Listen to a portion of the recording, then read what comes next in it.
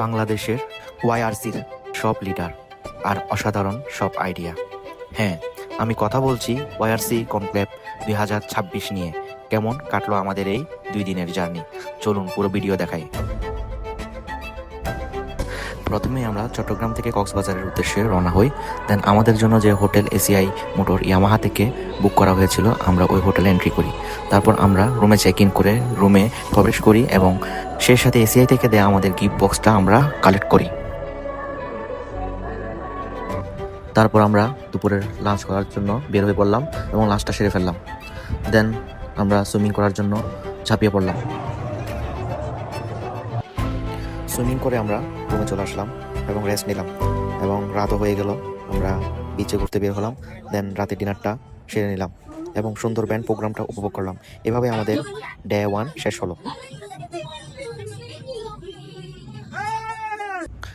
Day 2 সকালে ready হয়ে চলে আসলাম আমাদের মেনুতে। দেন আমরা নাস্তাটাও করে নিলাম। যখন আমরা ওয়াইআরসি ইস্ট হলে প্রবেশ করেছিলাম, মুহূর্তটি এক লোহময় চমৎকার এক অনুভূতিতে রূপ নিয়েছিল। আমরা ভেতরে পা রাখা মাত্রই এসিআই এর উচ্চপদস্থ কর্মকর্তাবৃন্দ এবং টিম ইয়ামাহার সকল সদস্য অত্যন্ত আন্তরিকতার সাথে আমাদের স্বাগত জানান। তাদের উচ্ছ্বাসিত করতালি এবং আন্তরিক ভালোবাসার সেই উষ্ণ অভ্যর্থনা আমাদের পুরো দলটিকে দারুণভাবে অনুপ্রাণিত ও সম্মানিত করেছে। এগুলো নিয়ে আমরা কথা বলবো, আমাদের কিছু গাইডলাইনস আছে, সেগুলো আপনাদেরকে দেখাবো। আসলে এখানে আসলে ঈদ মনে হয় না আমাদের সবাই। দেখতে দেখতে আমাদের রিয়েল লিডার জনাব সুব্রত রঞ্জন দাস দাদা এন্ট্রি নিয়ে নিলেন। সো অপেক্ষার প্রহর শেষ, এবার পুরস্কার বিতরণের পালা। ওয়াইআরসি ইস্ট জোনে আমরা ওয়াইআরসি চিটাগং ফার্স্ট প্রাইজ নিয়ে নিলাম। আমরা অনেক আনন্দিত।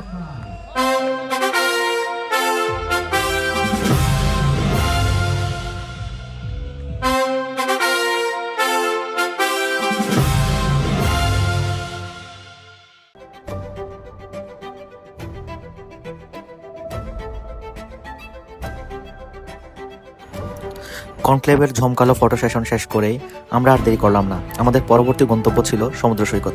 মূলত আন্তর্জাতিক যুব দিবস উপলক্ষে সমুদ্র সৈকত পরিচ্ছন্ন রাখার একটি বিশেষ সামাজিক কার্যক্রমে আমরা অংশ নিয়েছিলাম।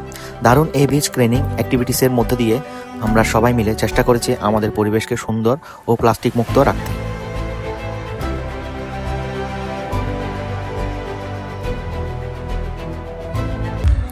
সৈকত পরিচ্ছন্নতার কাজ শেষ করে আমরা আবার ফিরে এলাম আমাদের মূল ভেন্যুতে, কারণ সেখানে আমাদের জন্য অপেক্ষা করেছিল চমৎকার সব চমক। শুরুতেই ছিল এক ছোট্ট সোনামণির কিউট ডান্স পারফরমেন্স, যা সবার মন কেড়ে নেয়। আর এরপরেই লাইভ ব্যান্ডের গান পুরো ভেন্যুর আবহাওয়া জমজমাট করে তোলে। অনুষ্ঠান শেষ করে যখন আমরা রুমে ফিরছিলাম, তখন আমাদের আর সীমা ছিল না। বিশেষ করে আমাদের ওয়াইআরসি চিটাগংয়ের অ্যাডমিন শোয়েব ভাই মেতেছিল অনেক আনন্দে, কারণ চ্যাম্পিয়নশিপের ধারা বজায় রেখে আমরা এবার টানা 3 বার প্রথম স্থান অর্জন করেছি। ট্রফি জয়ের এই গৌরব আর অসাধারণ সব স্মৃতি নিয়ে শেষ হলো আমাদের এবারের কনক্লেভ।